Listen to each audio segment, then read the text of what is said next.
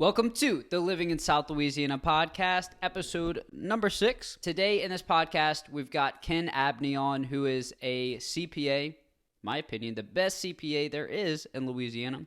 Him and Chuck are friends from high school. They go way back. They're funny. You're going to see what I mean when the show starts. They're almost like a married couple, to be honest with you. Ken's a very smart guy. And we're going to be talking about all kinds of things regarding real estate, investing, commercial real estate, single-family real estate, what you should do when you're thinking about buying your first property, when you're first getting into real estate, everything about real estate, investing, rate of return, etc. we cover in this podcast. And let's get started. Even though they had $2 million of equity. So it depends on the loan. That's why you got to read your mortgages before you sign them. And then another thing that happens, lots of times you got to be careful on commercial loans. A lot of the forms will say payable on demand, and then after demand, it'll give you the terms of the loan. Well, when it says payable on demand, and that's how a lot of times Laser Pro prints out, everything behind that becomes irrelevant because they could call that loan because it's payable on demand. Do you agree, Chuck? Right? And when FNBC here in New Orleans went under, a lot of those loans said payable on demand. And then after demand, it said, okay, X amount a month over 10 years.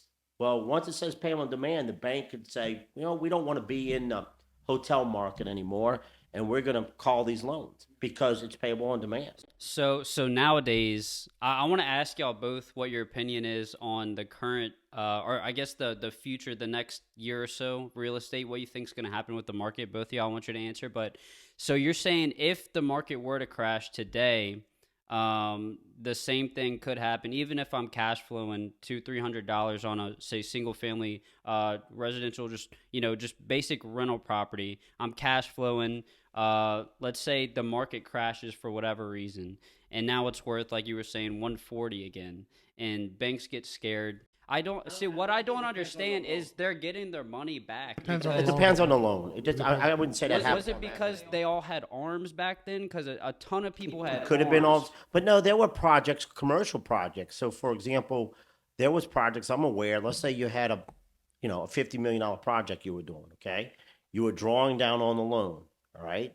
And it was an $80 million project. They drew down $20 million. There were $20 million in. They were paying the interest. They were still developing. Well, what happened when the market crashed, the bank said, it's not going to be worth $80 million. We're not funding it anymore. They stopped the funding. Even though they had the commitments, they were not in default, but the collateral or the underlying project wasn't thinking they're going to do what they do. So they shut down, no longer funded. And so now you've got a project that was 30% complete. You're 20 million in. And now they're calling a loan. They call personal guarantees. They're going to, sell the property, and that's what stopped funding. It wound up in litigation for a while. I know a couple of cases that way. And I'm not, by far, I wouldn't consider myself a debt expert, but generally there are, terms in those loans that come up to play that gives the bank the ability to, whether call it or look at the underlying collateral and call for more collateral if it's, if it needs more value to meet the requirements, right, Chuck? I mean, that's what I've seen too. So I've just seen that happen. I don't know for sure, what you're saying that because the value drops, you can do that. It just depends on the loans and the nature of the loans that come into play. What the mortgage has written, there's all kind of different rules and regulations from different banks. The problem is the federal government regulates the banks. So the federal government might be calling the shots, telling the bank you can't hold these assets no more because they're not worth it. You just got to be aware. The thing is, in any debt structuring, you need to be aware of what the loan terms are. And I'll just use that collateral back for an example because one of the provisions was they had to 100% of the cash flow above the note payment got swept and went toward their debt, even though it was a 50% loan to value. And that didn't change the value of the property, didn't change all it did was change the credit worthiness of the tenant. And so just because the credit worthiness dropped from a triple B down to, let's say, a double B or a C, even if they kept paying the rent, it gave the right of the lender to collect 100% on the note. Jeez. So that's a problem with a bond for deed too, is the bank can actually, if you sell your house for a bond for deed and you have a mortgage with the bank can actually call that loan on you. because they feel like the property is being transferred. Really? They can actually call it a loan. So a lot of times, a good attorney will check with the bank and make sure the bank's okay with it to get it approved. You're going to have to explain for the listeners what bond for deed is in a second, but I want to ask you about the market first, because I'm in 2008, I was 8 years old, so I don't have enough experience to form my own opinions about all this. So I want to know, in your opinion, what's going to happen, what you foresee happening with the real estate market. How likely is it that something could, some big catastrophe happens? A catastrophe could happen any day of the week. Any day of the week, you can wake up, there's a pandemic there, or whatever it may be. You just don't know. 9/11 again or whatever.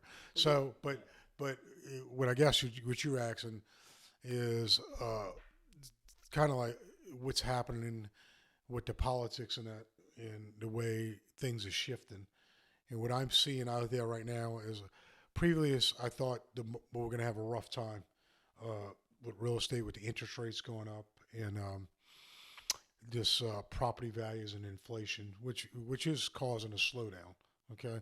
But I also feel the government is pouring tons and tons of money into the economy, building roads and bridges and stuff, creating jobs, which, I think is going to keep us afloat for a little while. But I think that as inflation grows, and if the interest rate's still going up, we're gonna start having a problem. We might not have a bigger problem as we had in 2008, because a lot of people had just bought homes recently in the last 5-6 years, got real good rates on their rates, and probably if they bought before the last 2 years, they probably got good values on their home. And so the inflation, even if the market comes down, they'll still be okay. They'll still be okay with the prices they bought their homes for, and they still have decent mortgage rates where they can afford it, I think the problem is going to be dictated how much inflation keeps going up. If inflation keeps going up, you're going to get a lot of people that can't afford homes because they got to feed their families first. They're going to be worried about feeding their families and get gas in their cars to get to work and school. About gas, I was going to say a lot of people think it's over because gas prices kind of backtracked a little bit. We were at like almost $5, and now we're, I think, like $2.75. I filled up the other day. Ken will tell you, if they could get gas down to about $2.40, $2.50, and interest rates stick at about 7%, 6-7%, you had a good economy. Yeah, well, I think the average interest rate for the last 60 years was like 6%. Right. So we're actually not high. We're not high right now, but people are just shell shocked because we came out of the lowest interest rates we've seen in 30, 50 years. Well, right. I think that's the case. I think reasonable, and those interest rates are going to drive a lot of different areas, right? Because as cash starts flowing, a lot of people on fixed income couldn't get any returns, right? They were looking, it's funny. My parents, I want to get 5%, and it's like you couldn't get 5% in a CD or anywhere, right?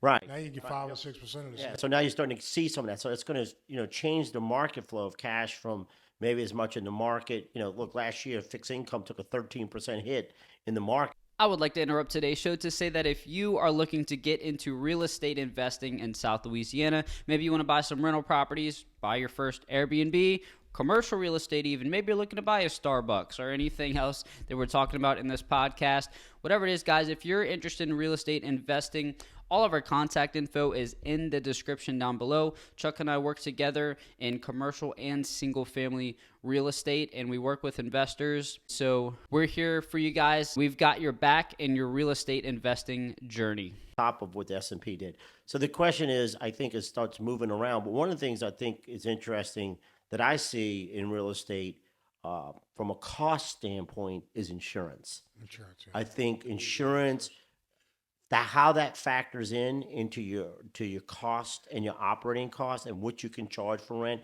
is a big deal. I don't know what you're seeing, but a lot of my clients, I'm seeing significant discussions about the cost of insurance. Let's not even talk about the homeowner side, but on the commercial side, what you can actually get and what's that cost going to be. And just recently, personally, we got a condo association, and our insurance doubled, and my home, it pretty much doubled. Right, so you're seeing doubling of insurance for coverages, and on the commercial side, you're seeing higher deductibles and larger coverage amounts. Which, when you're doing an income producing property, you're talking about cash flow. All of a sudden, if your insurance doubles, it's hard to go and increase cash flow. Well, it's hard to increase rents by double, right? And then ultimately too, even on a commercial lease where you got triple net, all of a sudden your tenant's getting in saying, well, wait, I got to cover this increase in insurance, right, and maintenance costs. So I'm just saying that. But it gets you to another point though, is that with interest rates rising, as far as people parking money in CDs 5-6%, what's going to happen is a lot of people were investing in commercial real estate trying to get a 5-6% return in the last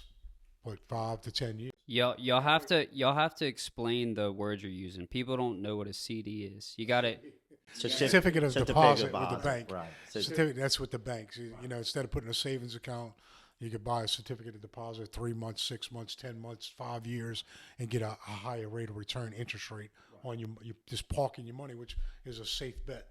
It's like if I put my money in the bank, I know I'm gonna get this return. I know it's insured by the government. I'm good. Yeah, it's minimal risk. Right. So, but when you invest in real estate, real estate's a great investment. Don't get me wrong, but there's risk. But what's happening is people were buying Walgreens, CVS, other type of stores getting 4% return on their money, which is called cap rates, 5% returns and stuff. So why would you go take the risk right now at that percentage when you could park your money in a CD at 5-6%? Unless you're in a 1031 exchange, what Ken can explain even more is that some people might take that because they can defer their taxes for a few years until they decide they want to cash in, kick the can down the road until they decide they want to pay taxes.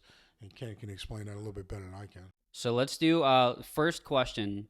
I want to get out the way. What are the benefits of investing, whether it's single family, commercial, multifamily, whatever? Like, would you say it's just, I would say the main benefit is if you do nothing with your money, you lose it. All cash goes to zero, in my opinion. It doesn't do you any good to put it in a savings account that gets you 0.1%, et cetera. So you got to do something with it. This is where a lot of Ken's knowledge comes in also.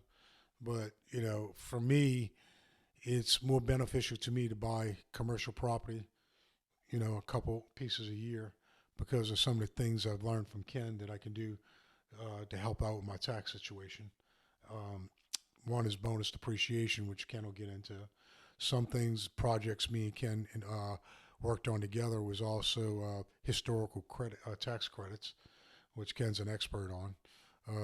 Also, we worked on what was the type of credits we built the hotel with, Ken? New market tax credits. I couldn't remember. I'm sorry. New market tax credits, which Ken was an expert in that. And fortunately, he knew enough about it to guide me through it. And we did very successful in that business. So there's some reasons, tax advantages to invest in real estate, but also appreciation of property, and also returns on your money. Yeah, I think it's important, though, a couple of things Chuck mentioned. I think it's important that you always look at every investment about risk and return, and then, are there tax advantages related to it, right? So no different if I want minimum risk, and I'm depending what tax bracket, and I can go buy municipal bonds, right? And if a municipal bond I'm getting, let's say, at 3%, but I'm in a 37%, 40% effective with state, my return starts going from 3%, maybe 4.5%, right, on a tax-free basis.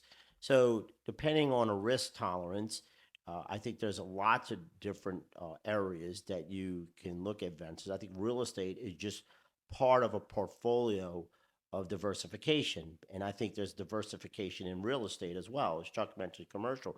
I mean, look, where you've predicted at one time you wanted to own Kmart's, right, or Sears and box stores. Well, you didn't want to. At what point did you sell those, right? Because that market changed. There's been, the residential house rental market crashed, at some point. So I think that real estate is like every other investment from a standpoint. You've got to assess what the market's doing, right? What's your return, and is there a time to get in or get out of it to assess your risk, right? So diversify. Well, yeah, I mean, you could diversify inside or a real estate portfolio, right? I think again, you talk about there's multiple areas of real estate: single family housing, single rental, multifamily, commercial triple net, warehousing, retail, right? So there's a lot of diversity, right, in the type of real estate you can invest in. in addition to the types of markets you can invest in, right? Do I want to be, southern? Do I want to be more northern? Where do you see population growth? So your real estate portfolio can be very as much as diverse as a investment in stock portfolios, right? Because the same piece of real estate that I own up in the French Quarter, New Orleans, is very different than a corner store in Laurel, Mississippi, for example. So I just think that right, commercial real estate offers things. I think you look at it though. First of all, is what's the investment? This what Chuck mentioned is I think real estate is one of the things that does give you tax advantage investing in the form of depreciation. Like Donald Trump didn't pay taxes. Well, I haven't looked at his tax returns completely, but one of the advantages of real estate is you get to deduct the cost of the real estate over time in the form of depreciation. Is it, correct me if I'm wrong, is it 27.5 for residential and something else for commercial? And then Chuck gets 100% as of now because he's a real estate professional. Well, no, that's way too more broad of a reach. Okay. So I think if you're going to talk about depreciation on real estate, the first thing you have to understand what I mean by depreciation. Okay. Because I've taught a few classes, and one of the things I'll start off with depreciation is that we're not talking about the physical obsolescence or reduction in value. All we're talking about is a tax deduction. Depreciation is a tax deduction where I have a cost of property that I get to deduct that cost over time against my rental income.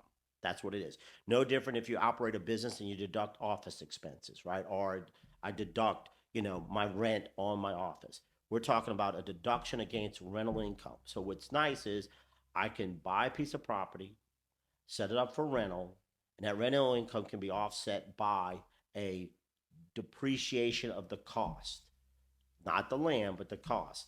So I get to deduct that depreciation to offset my rental income from that, which is us as a shelter, right? Because I'm not paying tax on the amount of depreciation that I'm getting a deduction to offset that rental income. So someone else is paying that depreciation because depreciation is really the amortization of your debt. If you compare the two, if your depreciation, your debt amortization are equal, that means the rent's paying your note back with no tax on it. Okay.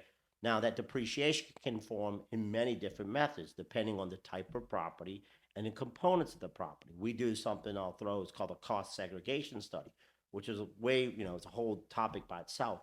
But you get to depreciate generally commercial real estate, it's over 39, right, years. Residential rentals, 27 and a half.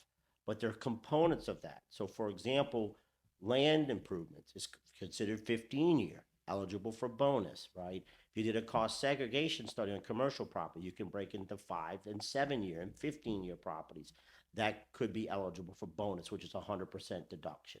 Okay, so all those all come into play in doing the real estate, but it is a way to shelter the rental income over that time, which is really equivalent to the principal portion if you did an amortization. No different than buying a piece of equipment. But generally, the thing about real estate is if you think about you're getting a deduction on something that's potentially appreciating in value. So you're deducting something that if you paid $500,000, you get $400,000 depreciation on it. It could be worth $1 million later. So you paid for that appreciation on a tax favorable method. Would you say that real estate is the most tax advantageous investment, or is there something else that? I mean, I think there's other tax favorable investments. Just keeping in mind as a tax professional, I always say I don't want to chase tax because again, your worst case scenario is 40 cents on the dollar. Okay. If you put in $1 and you get back 60 cents and you put another 60 cents back and you get, you keep losing the 40 cents each time. So you got to make, okay, I'll go buy $1 million piece of equipment to take a tax deduction and save $400,000, but the piece of equipment doesn't generate revenue for you. Exactly. So I think there are. You need to make sure everything you invest in makes sense. So your options are pay the IRS or pay yourself essentially, or buy an asset that later pays you. Well, but you're not going to. It's not an equal trade. Okay. Right. I mean, there are. I get calls all the time. Hey, I made this money. I want to pay any tax on it. Right. Well, for example, if I'm in a capital gains tax rate at 23%, Do I want to spend $1 million in an investment that's going to save me $230,000 of taxes? If that investment drops by 20%, you just lost $200,000, right? So you don't want to make and put good money at bad. It's always right. Not every real estate deal goes up. Okay, so the point becomes is does the investment make sense? And then does the investment make sense from a tax favorable? Can we add to it, right? And Trump mentioned he makes a good point there, and you know, and I guess that's why me and Ken make a good team, because I go out there and I make deals that make sense. Okay, and Ken makes that deal, turns that deal into a tax benefit for me. Okay, and there's a lot of properties that I go looking around in the CBD area where we developed historical credits, and people are paying ridiculous amounts of money to get these tax credits. And me and Ken are scratching our heads saying, why would you pay $10 million for this vacant building that's never going to cash flow just to get a tax credit? Yeah, I mean, look. I don't question the developers. I mean, developers have a lot of different things. I think you've got to evaluate each piece of property and see what's the cost going to be. The tax credits are an incentive to reduce your cost, your carrying costs, and reduce your construction, right? And there's a way to monetize that. After the monetization of it, does the property still cash flow? Is there enough money to support it? Is it a good business structure? And is it going to appreciate? And is it going to, if it does all that, then it makes sense. But the tax credits by itself it's not going to make a bad deal good, right? Because if it's going to cost you that much extra money, if the deal's good and the extra cost to comply with the tax credits all make sense, then it can really make a good deal better. But I don't necessarily agree that it's going to make a bad deal good. So when people look at things, again, you still got to say, if I'm going to build a hotel there, is the hotel going to be cash flowing? Is it going to cost? Is it going to be another 30% to do it historically? Is my debt structure going to be right? What's good? All those come into play. The key is can you add certain incentives to enhance your return, right? And so I let developers make those decisions. It's just a matter of can we make it? Are the numbers going to work based upon, with the additional incentives and with the cost that was going on at the time? And that's what keeps in mind. So there are some deals that are purely tax plays. There's some not economics to them for sure, for looking for tax deductions and things. But ultimately, the question is, are you going to get your money back? Is the play just a tax play, or is there some long-term investment? Like, for example, now, mentioned 1031 exchanges. For those that most people are familiar with 1031 exchanges, right? I use a joke. I could be laying in my dental office with my mouth full, and the dentist is asking me about a 1031 exchange. I'm like, oh, they know all about it. But there are other things now. Since 17, we had something called an opportunity zone fund, right? Which is really almost a 1031 on steroids, because you can basically take a gain, and it doesn't even have to be on real estate, invest it in an opportunity zone property, develop that property, you deferred the gain at the time for up to 2026 and got a potential some other discounts.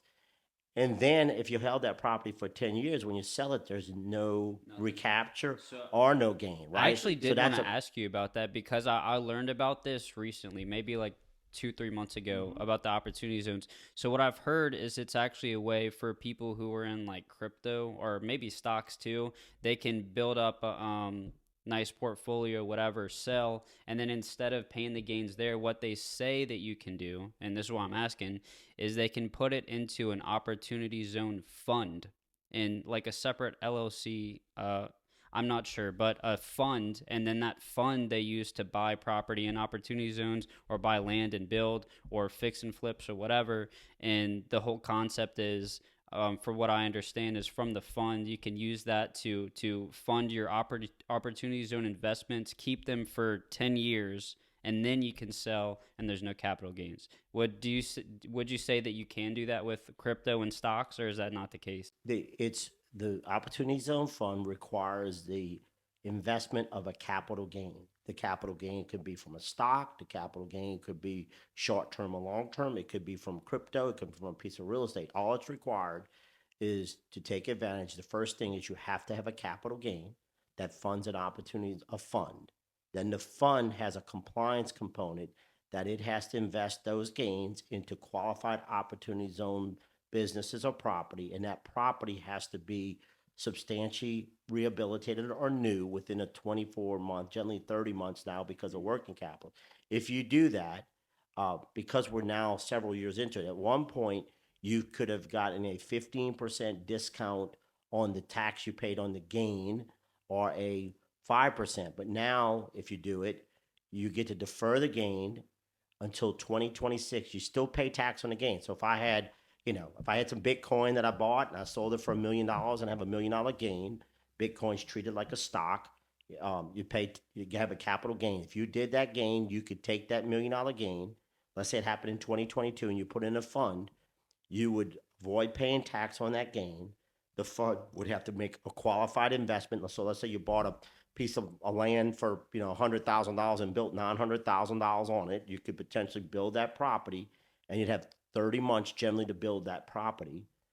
Then you could hold that property for 10 years, and you sold that property after 10 years. If it was worth $2 million, you would only pay tax. You paid no tax on the gain, but you would owe tax in 2026 on that $1 million gain. So it's a deferral on the gain.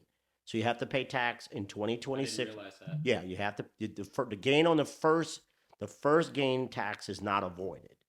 But what's nice is you get to depreciate the property in the fund that'll shelter the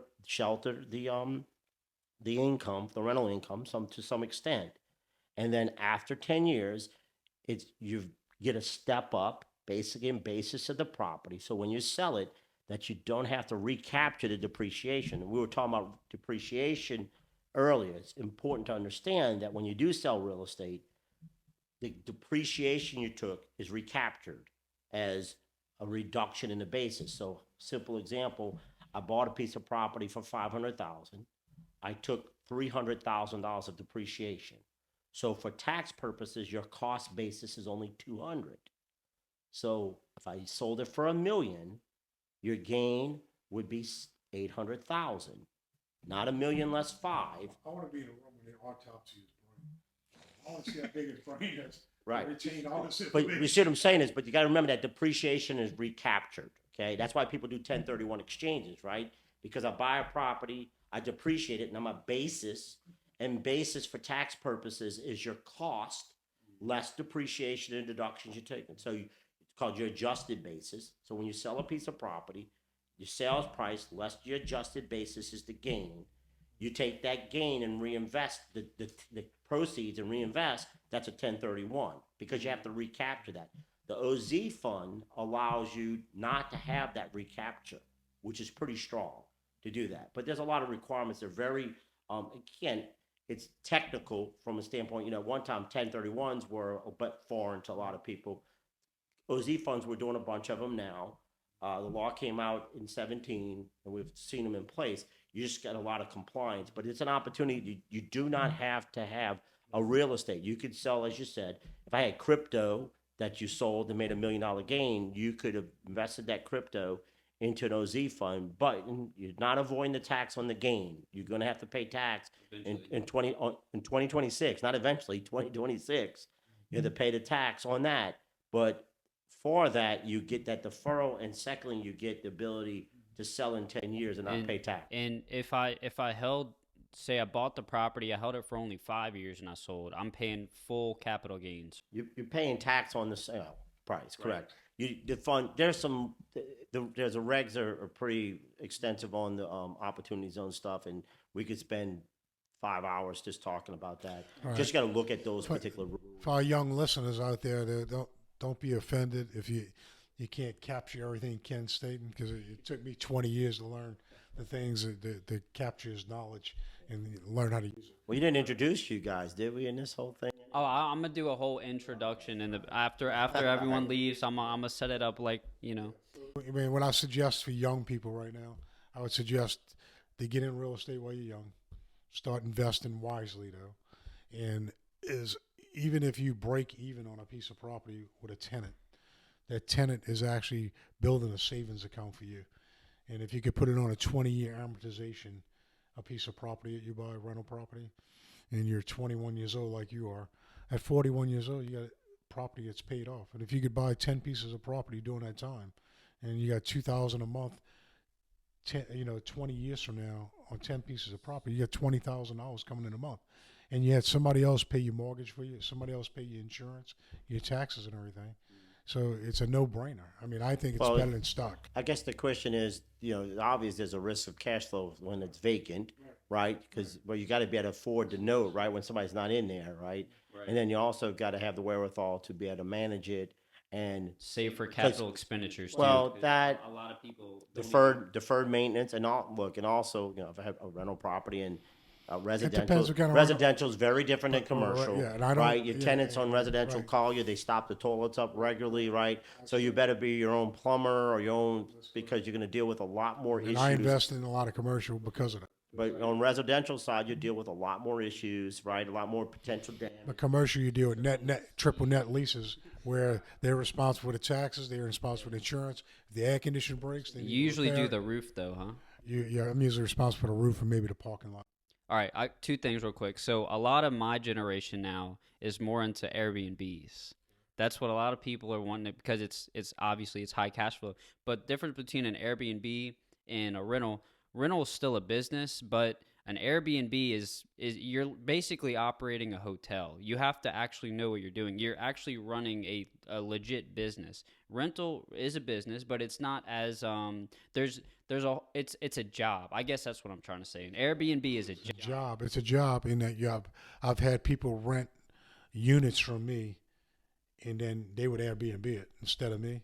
They'd actually lease it, and that was their business. They'd come lease from me $2,000 a month a unit, then Airbnb it and make $6,000 a month. But they were responsible for all the furniture. Yeah, and then also I think with the Airbnb, the expansion of that, I think you're going to look. I mean, it's like in New Orleans. I think you're going to see a continued pushback on some of that, right? Because of the areas and what's going to be allowed. Because you wind up with, look, do you want somebody Airbnb? And depending on where you are, next door neighbor to you, right? At the end of the day. So I know I've got some condo associations that they can't do short-term rentals on them, depending what they are. And I know the city of New Orleans looking at some additional ordinances, right, and changing that. And I think there's other markets looking at those same things too. Yeah. And I'm sure they're getting pushback from the hotel operators as well. They're right? outlawed in Vegas. And what I do know is that I don't think mid-term rentals, so like 1 month to 3 month stays, are being outlawed anywhere. I think that's the backup plan for people that are in the short-term business. Once they basically, because you don't get grandfathered in, they tell you one day, hey, you got to stop doing this. So what they'll do is they'll just switch it to, they'll rent to like travel nurses. Travel nurses will come, if you're close enough to a hospital, rent for 6 months at a time. And then you've got 6 months. Yeah, but that's not the same market as the Airbnb. And the problem is, it's not. I'm just saying that's what I think they're switching to. But you're not going to get the same rates. And the thing if you've run your model off of an Airbnb business, and that's a different model than all of a sudden you got a 1 month and 3 month rental. And so when you're talking about cash flow, all of a sudden you've leveraged and you borrowed based upon an Airbnb model. And if your cash flow drops by 30% because of that, then you're looking at a different cash flow. So, look, I think you don't need a maid every 2 days, 3 days too. Yeah. I'm looking at, but I'm looking at, I've already seen folks that have bought properties, and there's been more properties for sale in this area because the Airbnb has been, you can't do it, right? So I've seen right now properties for sale in areas that I hadn't seen because people bought them with the hopes of doing Airbnb, and now it's been changed so they can't. So now the cash flow is not the same. I would say if you're going to buy a property for Airbnb, just make sure you can put a long-term tenant in it and be good. Like make sure you're cash flowing with a long-term tenant. And if you can do Airbnb, do it for a little bit. See if you can make it work. If you can't, throw a long-term tenant in it, and you're still safe. Well, what you're doing is what I call stress testing, right? You're stress testing your business. You're stress testing your real estate. If I'm opening up a business, you don't look and say, gee, what am I going to revenue? You say, what's it going to cost me so I know what my break even is in case my revenue is not there, right? So if I expect to do X, Y, and Z amounts, now I'm saying, okay, this is my cost. It's costing me, $3,000 a month. I need to sell $7,000 a month to break even. and that's achieving. You say, well, I'm going to sell 30,000 a month, so I'm going to go set up where I'm going to incur 10,000 a month in cost. So it's kind of you always do a backup plan. Even when I buy commercial property, it's like I might be buying it for one intention, but always in the back of my mind, I know that I can change that property for a different intention. Yeah. You know, it might be a restaurant today, but it might be an office building tomorrow. You just bought a old gas station. It could be a Mexican restaurant. It could be a salon. Tie us to a salon. Right, and you meant, so the thing is, on a long-term rental, that same piece of property, so look, a long-term rental, maybe I'm making a 6% return, right? My cash on cash, or 5%. On short-term rental, I might be making 20%, right? So, but you're okay at 5%, knowing, hey, look, I'll survive, I'll make a little bit of money. Right. The Airbnb kicks it out the park, right, kind of thing. So I think, yeah, you always, I mean, things have adapted so many different times from that standpoint, but I think that's part of, the leverage. So that was the first part of my question was, a lot of people are wanted to get started for the first time in real estate with Airbnb. So my question to you is, in your opinion, what is let's say someone is, we'll just create an imaginary person. This person's 24 years old. They've been working at their W-2 job, saved up $40,000, and they feel like it's time. I'm ready to get started in real estate investing. In your opinion, what do you think they should do? Should they start with the Airbnb model if they think they can actually devote the time to it? Should they buy a single-family residential, just throw a long-term tenant in it?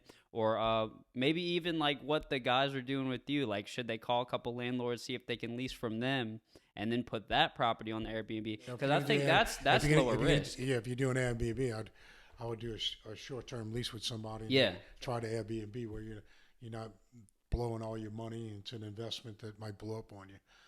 I mean, the smart thing with real estate, what you're trying to do is build wealth. So, if you're a small-time investor, I'd say start with a single-family home or double or something like that. Build your assets up, and then after you have maybe 4 houses or so, then try to get into the commercial market, leveraging your houses that you built the equity in to buy a commercial building to give you more return and more appreciation. Okay, so what you said earlier was that 24-year-old, if he can buy a couple of properties now, put them on a 20-year term, then he's set up for when he's 42. He can cash flow him on a 20-year term. I would do a 20-year term instead of 30-year. But still make sure. Or put him on a 30-year term and pay extra every month where you pay it off in 20 years. Okay. Would you advise to save for maintenance cost or sure. Well, I mean, the other thing I keep in mind, right? So depending on where the property is located, a lot of things come into play. I mean, you can't plan for hurricanes, right? You can't compare for your termites. So you're talking about it. You're leveraging out to buy real estate. There's still a cash flow item and other items that you got to do. So when you're talking about that 40, you go put that $40,000 down and buy X. All of a sudden, it doesn't Airbnb, or you don't have enough long-term tenant. You've got to cover that cost, right, while it's happening. So that puts a lot of pressure on your salary and a lot of risk. I've seen the flip side where people have done that, and all of a sudden, unexpected repair, or God forbid, a Katrina, Ida hits, and next thing you know, you're not. I mean, COVID. Look what happened when people. I'm just saying is from a standpoint, you got to be careful you don't expend yourself. You have to do your homework first. You got to do your homework of what you're buying and what type of area, and making sure the rental market's good enough to sustain it, and make sure the rate you get on your mortgage and the terms and that you can cash flow, and do your due diligence on the house. But the best deals I've did was buy stuff that was run down. Bought it at a lower rate, renovated it, built value. That's how I've always made money. I build value. I don't buy somebody else's value. I wouldn't go buy a home that's $300,000 in a decent market and try to rent it out. You want to go into a lower market that you could buy something at a reasonable price, put $20,000-$30,000 in it, and still have enough. Where your mortgage and that is not too much, where you can still rent it and save money for repairs, still cash flow, and pay your taxes. There's a couple duplexes that hit the market every day in Baton Rouge stuff that are they use a little bit of work. I think that would be a good first investment, because we talked earlier about the risk of vacancy. So if you have 2 units instead of 1, one person leaves, you still got, somebody else paying your rent. So I think a duplex, maybe a 20-year term for a duplex might be a really good first investment for someone. Maybe don't put your whole $40,000 into your duplex. Maybe put $30,000 and save the. I'm just saying is that you've got to be prepared that if there's nobody in there, and then ultimately too, you're talking. Chuck's got a lot of experience and has done things, and if you've been through construction projects and renovations, that's a whole nother avenue of learning as well, right? I mean, dealing with contractors and what's got to happen and the cost of construction, it's all important because you might find this piece of property and say, oh, I think I can go and it only needs $30,000 repairs, or I need something into it, and all of a sudden you start tearing things apart and it goes to be $60,000. So it's important in managing that because that's going to be a big component if you're going to take some of that on, right? You say, oh, I can paint this myself. Just saying, there's a lot of unknowns as you're going forth for the first time and doing those things. Yeah, I understand what you're saying, but we're going to take this building for example here. We're in, okay. This building was a bank, correct? But when I looked at it, I didn't see it as a bank. I seen it as an opportunity. I seen it as an opportunity. And this building did flood, and I did have to renovate it. I renovated it right after I bought it, gutted it, not to look like a bank. Then, of course, the flood came, and I had to renovate it. Right, but what was your deductible on your flood? 50,000, right? Right, that's what I'm saying. So, yeah, the only point I'm saying is for somebody starting out, those deductibles, those kind of events could be a challenge, right? If something happens that's unexpected. So I'm just saying, do your homework. As far as a reach, right, on that first investment. I was at lunch today with a, someone I really look up to, and he's huge into real estate. And the bottom line is don't take a risk with money that you can't lose. Okay? If you don't have the money to lose, don't take the risk. As long as, if you lose that money and you're going to be the same off as you are before, that's okay. But if you're going to lose that money and it's going to change your life where you got to go living in the slums or whatever, then don't take a risk with the money. And if you are going to take a risk, the challenge, your returns may not be as great, but you might want to minimize the risk you're taking. That's the point, talking about the type of properties you're buying, right? Is how do you minimize your risk with still taking some steps forward? That's kind of. I hate arguing with CPAs. See, as a CPA, CPAs always tell me don't spend my money, and then I spend my money. I guess we tend to be a bit more conservative, but look, I'm advising my daughter right now. Him and my other good friend is a financial advisor for all the credit unions in the United States, and he always says, "Chuck, I want to get in a deal with you," and he calls me up. And I say, "Okay, here's the deal, Bill. Come up with $40,000, $50,000 tomorrow, and you're in the deal." I think I can make a better return with stock and blah, blah, blah. So then I'll call him up 6 months, a year later. Yeah, I just flipped that property and made $200,000. Well, why you didn't tell me about it? Bill, I did tell you about it. And that's a joke. It's been going on for 20, 30 years now. I call him up and say, because I know he's going to say no. I don't even want him in the deal because he's too tight. It's like, I'll call him, this is a joke. Bill, you want to get in this deal? Oh, yeah, what you got? Send me all the paperwork. Send me the executive summary. And I'll send it all to him. Never hear from him because he's too tight. He's too scared. That's not what I'm saying. But he advises other people how to invest in stocks and stuff. My point is, my daughter right now is looking at my advice to her is let's see if we can find a property that might be a double or something.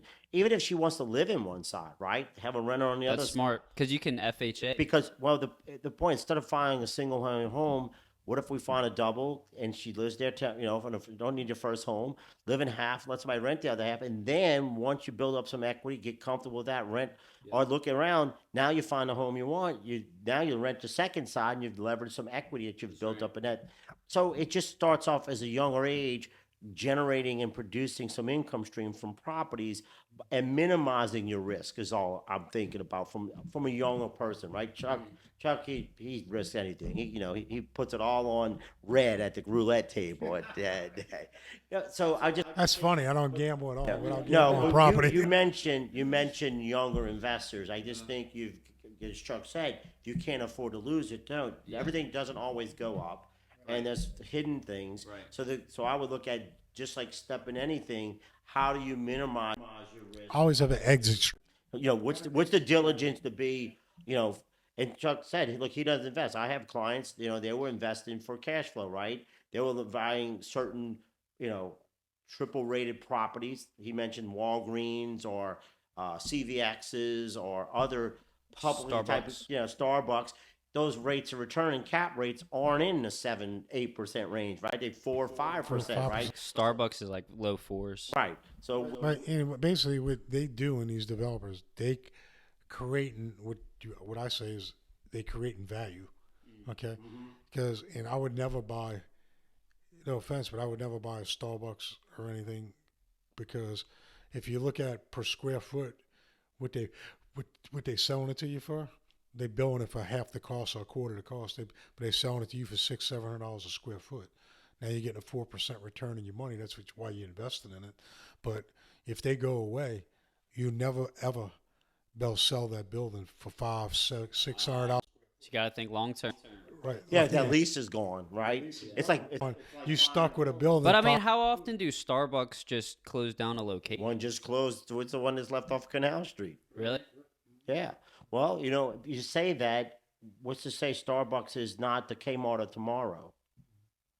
I mean, Guess you never really know. that's the point.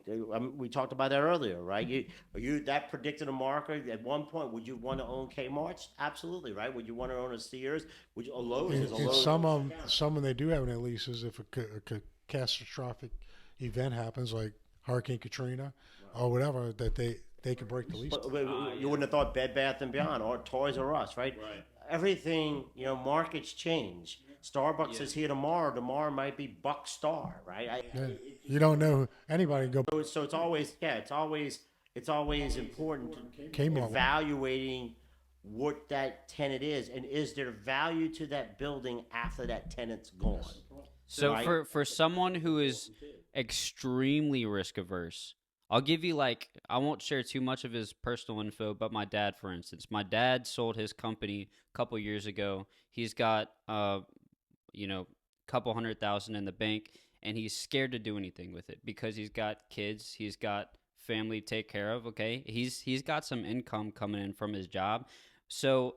I guess for people who are extremely risk averse, I guess you would say something like a value stock or a bond, or what would you say? I think real estate. Go ahead. Sorry. No, that was my question. You got it. I mean, it's tough to say.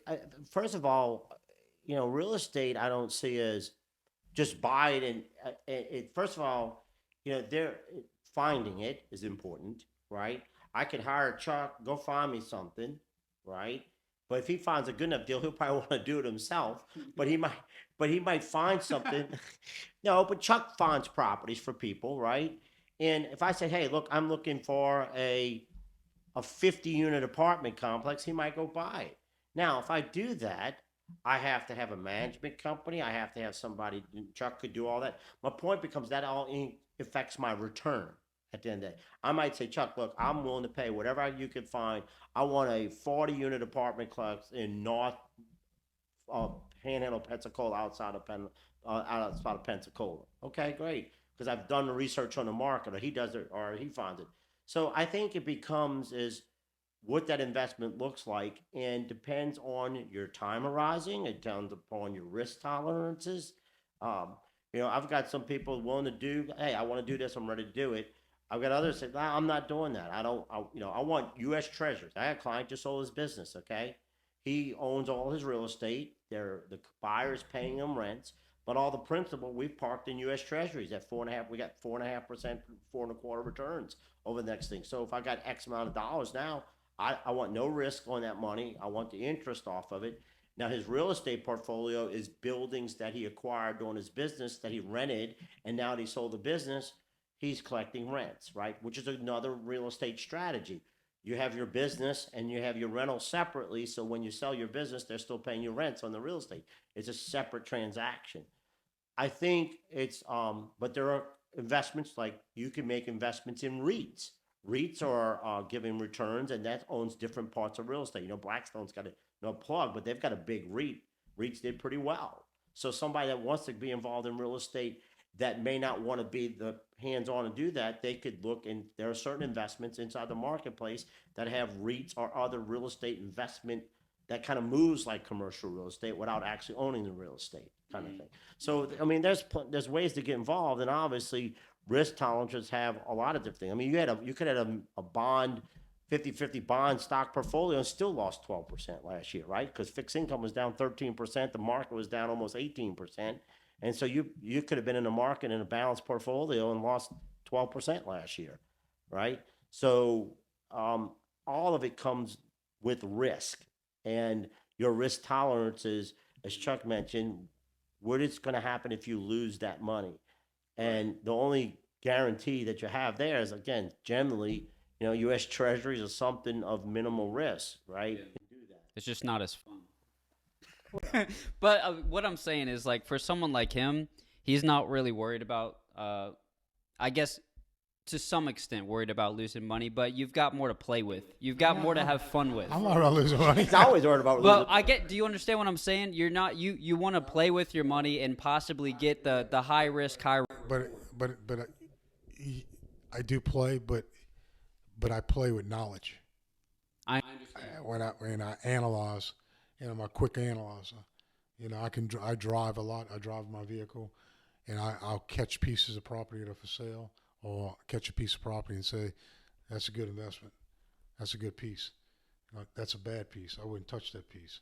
And then I'll call on it and see what the price is. And right off the bat, when they tell me the price, I know if it's a good deal or not. Mm-hmm. Or if they're smoking grass and they're trying to, ream somebody on a piece of property. And I'll tell you, there's a few pieces out here. I'd say if anybody touches them at that price, they're crazy. I wouldn't touch them. They're good pieces of property, but if somebody pays that, you never get your money back. Yeah, I mean, you can't make a return on it. That's the problem with some property owners that are selling properties, is that they fantasize in their head what they think it's worth, but they have no idea. They don't realize that the person that's going to that property has got to be able make it work, make a living out of it, and make sure that it works. There's a piece of property in Madisonville that's almost $1 million they want for it, and they got 3 leases. One's $1,300, one's $1,500, one's $1,500. I'm like, okay, and one of them's tied up for 10 years. How are you going to pay $1 million note with $4,500? $4,500, and the guy that owns them is paying the taxes and insurance on them, not the tenant. So it's like, so you're losing money. You're losing money. What do you? So what do you think next cash flows on that? If I paid cash of $1 million, what would it be? It'd be negative. You'd have more expenses than the $4,500. Yeah, insurance, flood insurance out here. They're just I bet they're doing it on purpose so that they just get whatever offer, Like they just want the highest and best offer, so they just list it at an unreasonable price. I seen a piece on Highway 190 in Covington the other day. I asked my daughter to call on it for me. I was interested in it. They want $1.4 million, and the building's 3,000 square feet, 10. It is on a corner. It's on less than 30,000 square feet. It's like, okay, who's going to buy that property at $1.4 million and build cash flow enough on that road with the traffic count and the population area to make that thing work? There's nobody. You can't, you got to think when you're in New Orleans is a different market commercial because the population, the foot traffic and everything is there, So you can pay a little bit higher rents in uptown markets on Magazine Street and things like that because you have enough population around and the people with money, and Metairie too. Veterans Boulevard is probably the most prime real estate around because of 100,000 cars each way. But there's vacant property on Veterans. Yeah, but the population, but you got to have the right. Right. I just was thinking that the other day there's a spot. Well, I have a piece on Veterans on a corner. A tenant was moving out. I was glad he was moving out.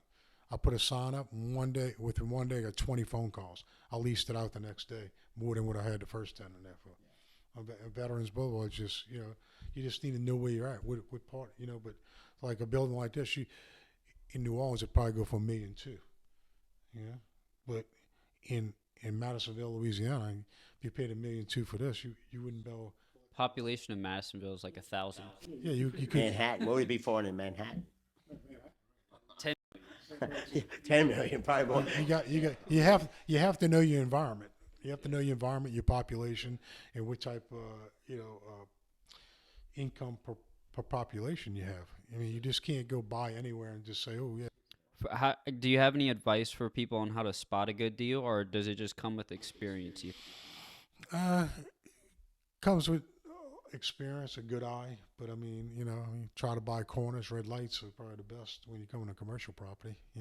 Even the bank's got all the corners, so you just got to buy the old bank buildings. I said the bank's got all the corner lots, so you got to buy the old bank.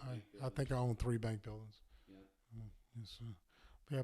Bank buildings usually be on the lookout for banks, but at the same time, you can't go to a bank and pay what a bank thinks it's worth. Because it's not worth that anymore.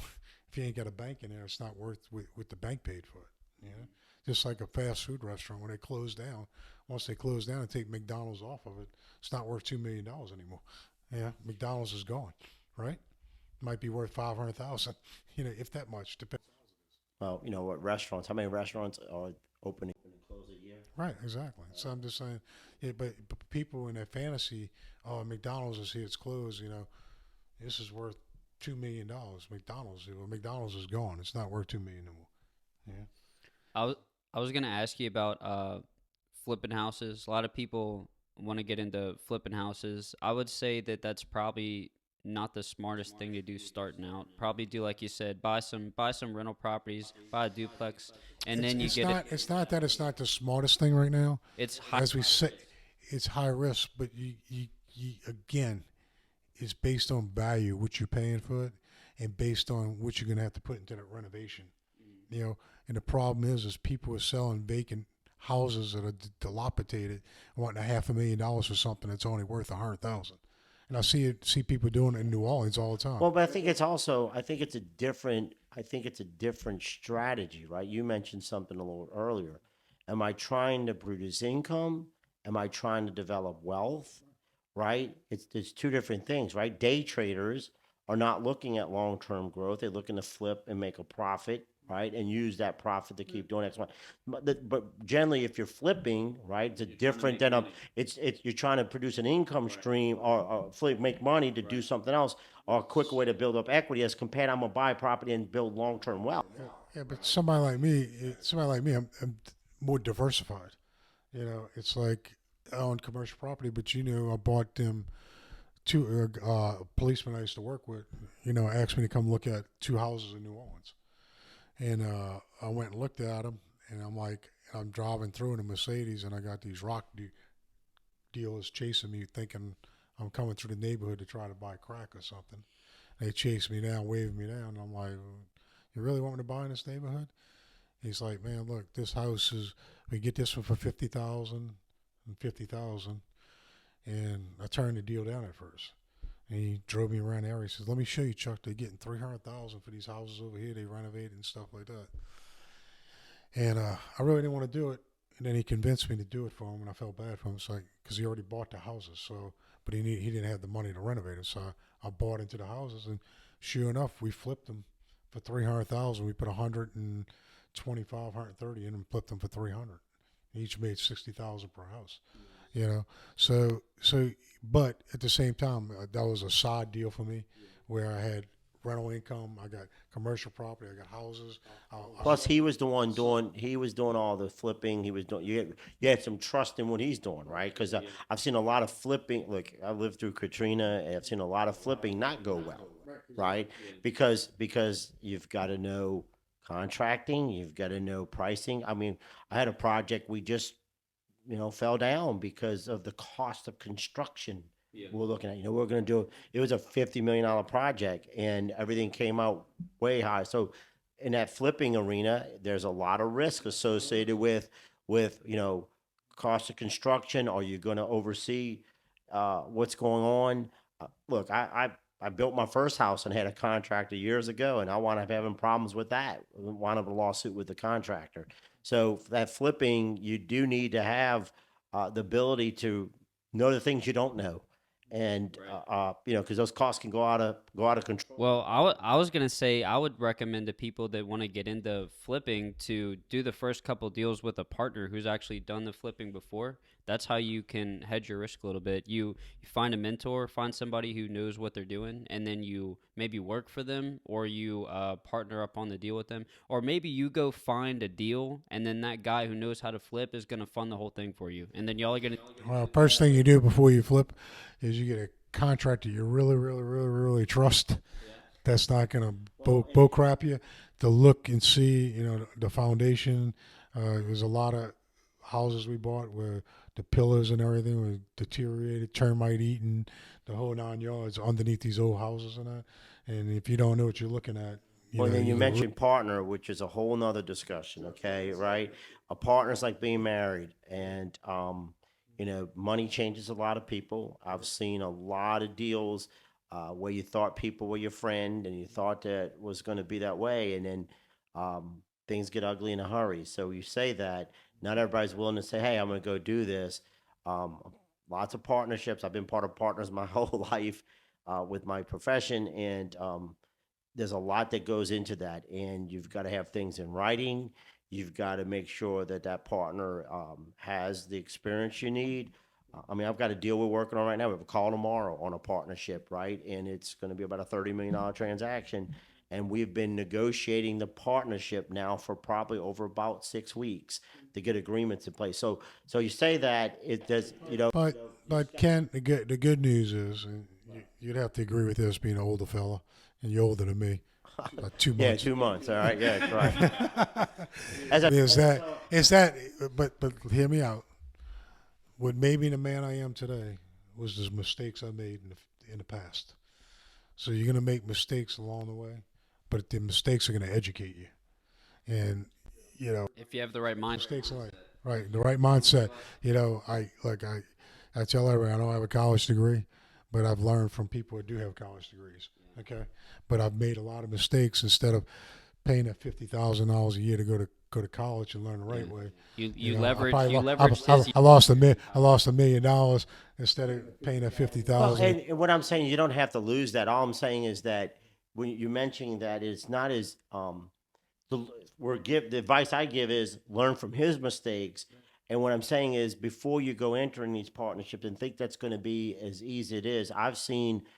Again, post-Katrina, I had numerous people came up. There were people flying in from all the country using people's pension monies. Oh, we're going to flip houses. We're going to flip houses. We're going to build modular homes and all this stuff. And you know what? It didn't work, right? Because the people didn't know what they were doing. The partnership wasn't right. The deal wasn't structured right. And at the end of the day, they look at it and say, well, I'm sorry, we lost you $200,000. So my point becomes is it's something you still have to do your due diligence, and not lose the money. If you can, you could still do all your due diligence and lose money. But if you're entering partnerships and relying on people, you want to do as much due diligence and structure and do things that you can to minimize that risk. So each person holds up to their end of the bargain, right? That's what you're trying to do. That's right. And I'll tell you what I did. Like in my 40s, I hung around a 90-year-old man who became one of my good friends. And I used to drive him around. And he was a real estate developer. He developed Veterans Boulevard and that. And he used to talk to me, and he'd tell me what to look for, what not to look for, and what not to get in, and who not to trust. And then my other friend, who's 74 years old right now, always been trusted in him, and he always told me what he thought about the market. So you always listen to older people with experience that's been through it. That's what I'm doing right now. That's why Ken will tell you every 10 years, history keeps repeating itself for every 20 years. And Chuck's making that. Look, I learned. I've got 6 years I got a master's degree in taxation, and I'm doing this now. I'm going on 38 years, and I'll tell you, I learn from my clients like Chuck. Right, those guys do what they do because they do it well. I've got numerous of, I would say, non-college educated, successful businessmen out there that know how to read people, know what they do, and I learn from them, right? And they've done transactions with, I've seen transactions with few zeros to lots of zeros. And that's why my advice is, I'll give advice to Chuck. He's going to do what he wants. I'll do what I want. But I'm trying to give you the pitfalls, the traps that guys like Chuck have learned, right? And one of the keys is reading people is important, right? And who you trust. He said, I learned from older clients of mine as well. So that's don't think we don't make mistakes still. We still make big mistakes. We make huge. Yeah, we still make mistakes. And what we're trying to do is, right, you're saying you're trying to minimize those landmines, right? At the end of the day, you're trying to minimize those mistakes, and even you could do everything you think you're going to do and still have a problem. But the more people you bring in or partners, and that was just my point, is try to take those steps diligently and educate yourself, right? See, this is the difference between me and Ken, okay? Well, yeah, he's about 2 inches taller than me. That's the difference. He's no. And about 40 pounds lighter. Yeah, thanks for that. Right? Yeah, because he doing his tax returns put all the stress that made me stress eating. That's why, right? Yeah, he just says handle it, right? No, but Ken's always going to give you, because he is a CPA and he's very educated. He's going to analyze stuff. He's going to analyze it, and he's going to let you know that this is your risk and this is what it takes. Me, when I analyze stuff, I put the negative stuff aside. I put the positive stuff in front of me. What can I do with this building? How can I make this investment better for me? How can I create value? And people could be sitting behind me telling me, no. And every time I've listened, not Ken, I'm not talking about Ken here now, but every time I've listened to people on a deal that I was in, it told me, don't do it. There's about 5 buildings that I walked away from in the last 10 years that I could kick myself in the butt every day because Chuck's brain told him to buy them buildings. And I didn't buy them because somebody in my back ear was telling me, don't do it, because they didn't know what I knew. And I don't tell them not to buy. I actually like, what I'm saying is buy, but protect yourself on the buy, right? I mean, no, that's what I mean, though.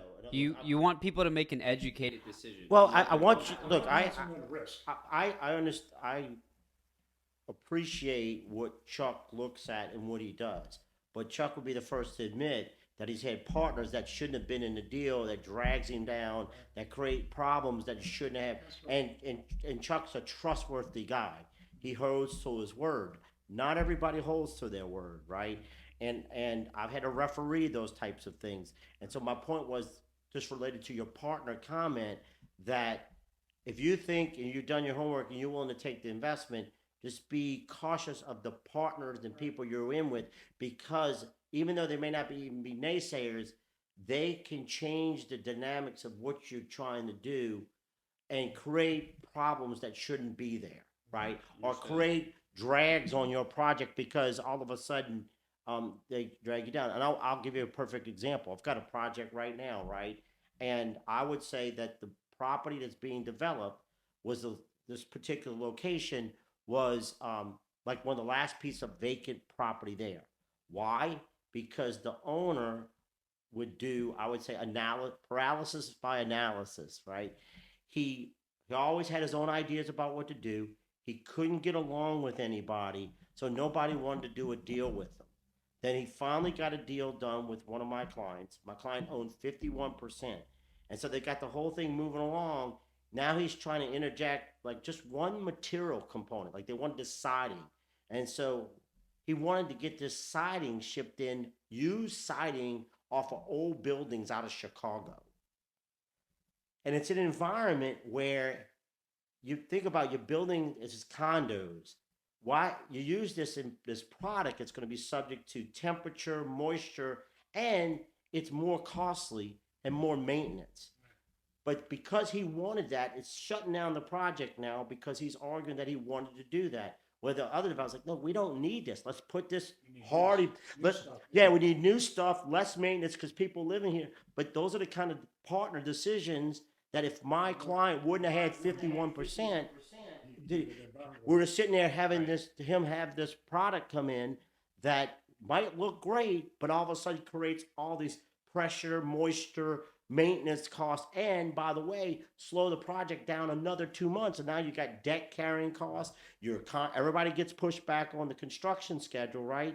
So it's a simple example, and those are the kind of things that if you enter into, starts becoming a paralysis on your project. Your carrying costs get more. Your engineering costs become in. Architects, right? I've had projects now, no offense to my architects, but your architects, if your plans are not complete, if you don't have all your drawings and your specs, you go out to bid, they're going to bid on it. All of a sudden, what happens if something's not in there complete? Oh, that's a change order. That's a change order, right? So you sure hope that your architectural plans are 99.9% complete because the contractor's happy. Yeah, we'll just do another change order, right? And so all those kind of things. Yeah, it's the things that you haven't thought about that's going to come and bite you. And it's like, well, look, you just did it with the balcony. Yeah. It's like, they want to cover. Right. Well, then also the HOA comes in later. Don't even say anything. Next, you get a surprise HOA assessment, right? $54,000 assessment that nobody talked about, right? I mean, so those are the kind of things that with, and I would be married 12,000 days, okay, coming here soon. It's like being married when you have partners. You have negotiations. When you got that life sentence. And when the father-in-law put the shotgun to my head, say, "You knocked up my daughter." Is that what happened? Yeah, that's right. Well, what he said? He said, "Look, you can marry my daughter." I told my wife I'd be out of prison by now. I'd been out. Exactly. 20 years is a life sentence. You've been in 30. I think 12,000 days will be like April 3rd or something like that. But so that was only my point, was that in entering into partnerships with any business transaction, obviously there's a level of trust, but also you've got to be careful with those types of things so that paralysis, you're able to make those decisions and move forward. Maybe talk to a business lawyer or get a little paper written up for you guys to sign mutual agreement. You gotta have an operating agreement. You gotta have an operating agreement if you're doing an LLC deal. And also, even before you get the lawyers, you gotta get your business. I will say this: when you're going through selling a business, right? You gotta have the business terms.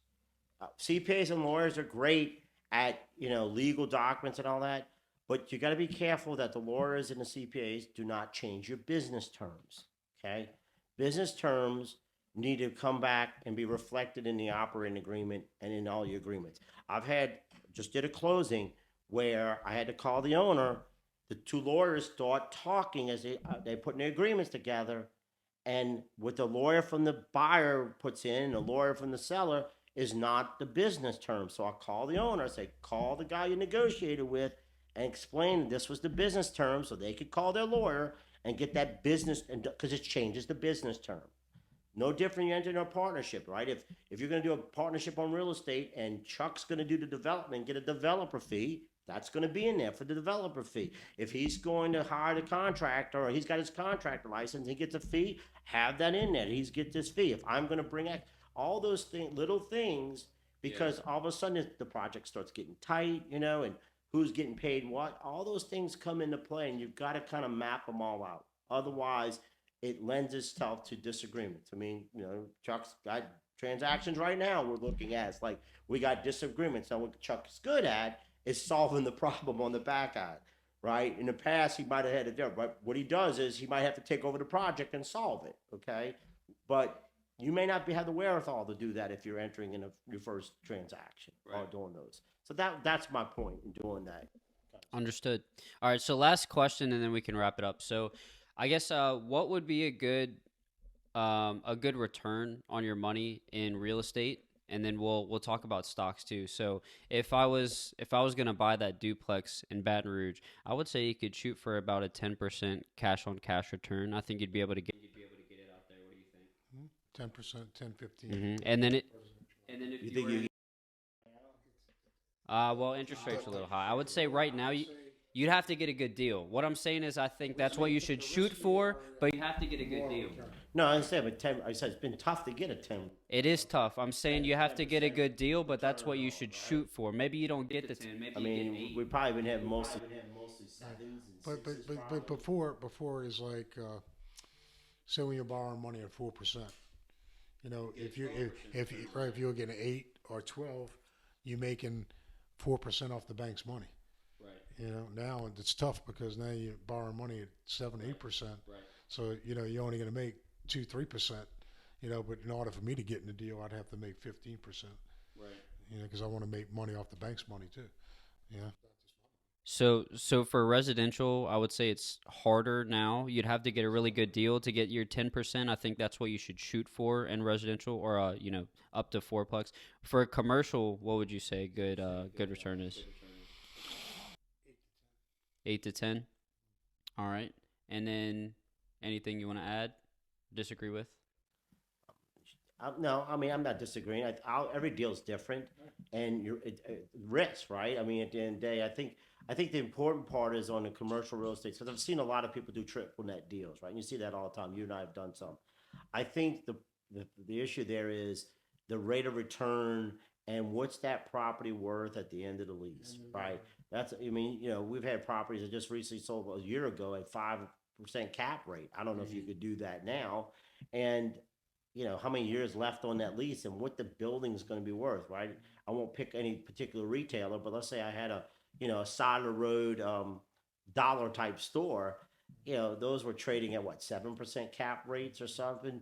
But if you've got 10 years left on that, what that building's going to, if they move out after year 10, what's that building going to be worth in that part of that neighborhood? How do you even, I'm genuinely asking, how do you even value a building that doesn't have a tenant once you have a big tenant in it like that moves out? How can you possibly value it after that? You value based on the building itself without a tenant. No cash. I mean, think about that Lowe's sitting out on Reed Road, right? What is that building worth right now? I know what you're talking about. Yeah. Yeah, I mean, the question is, what could you use it for? I mean, how are you going to get a tenant on? What can you do with it, right? I mean, to me, it does kind of like that Lowe's building. Could you do something with it from a standpoint of, I'm gonna use the Amazon hub, right, or storage, right? Could you do as a distribution center or something like that? Potential, but I mean, that's the problem, repurposing those at the end of the day. Is it repurposing? Repurposing those. If you're in a good enough area, I'd say boat storage, RV storage, stuff like that. Yeah, but you got to be in an area where people have the Well, I mean, like right now, actually, you guys are real estate. What do you think about, a lot of people are moving online. Right. So what happens now, right, is if you had an office building and, not as much as square footage. So, do you have to repurpose your commercial office building, right? People aren't going downtown. I'm with you there, downtown. I'm with you there.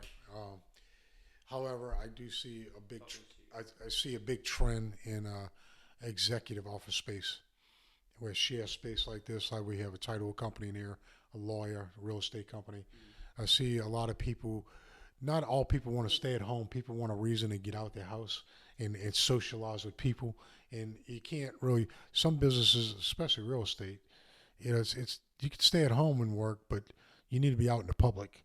You need to see people, be in the public, to maintain clients. Yeah. Look, I encourage I'm much happier when my staff are in the office. I get to interact with them.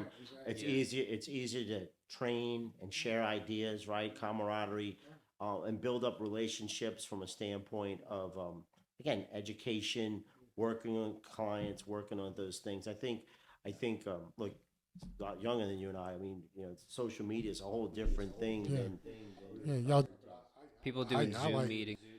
Yeah, I like getting out the house. I mean, I can work from home for an hour or two, but I got to get in my car and go drive, go do something, or go meet somebody for coffee, whatever. So I'd rather have an office like this to come to meet. We went to an event in where was that event at for Weichert? I can't remember now, but yeah, Alabama. We stayed at the nice hotel, what's the name of the hotel with the casino?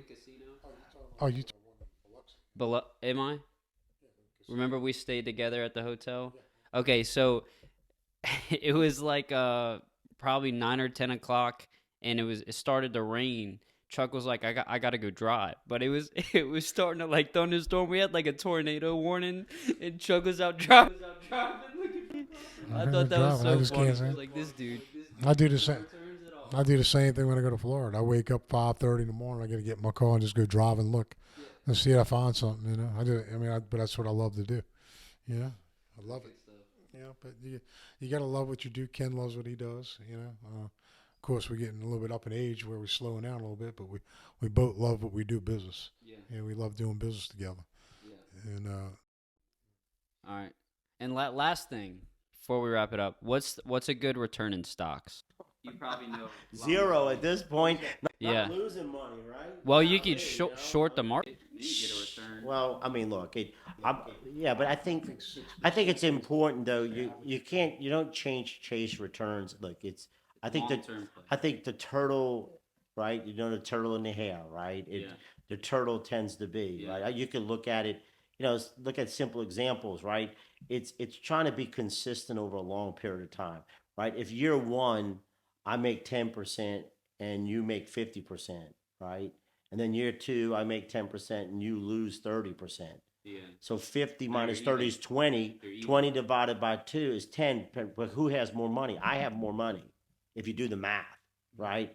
And that was the point I was making about flipping, is that if you have consistent returns over time, volatility tends to eat your return, okay? And to make it back up, you actually got to make more. It's not about who makes the return. It's about who makes more money or more value, right, at the worth. And so that if you take that simple example, right, 50 less 30 is a 20%, 10% average return. The guy with 10% each year has more money than the other guy if you do the math. So I think that investing becomes a longer term investment on doing that. And, lots of times they say, well, you're younger, you take risks, right? I don't necessarily agree with that completely, because if you take that, let's say you had $1,000 younger and you lose that $1,000, and you could have done let's say a little more conservative or a longer term plan, you didn't lose that $1,000. You lose the earning on that $1,000, all the years you could invest it for long term. And if you run the numbers, if you and I both started with $10,000 and I'm making a 5% return, let's say over time, and you take that 10 and you lose 20% and you make 30%, you run the number, I'll probably wind up with more money over time, because that consistent return tends to outweigh the volatility over time.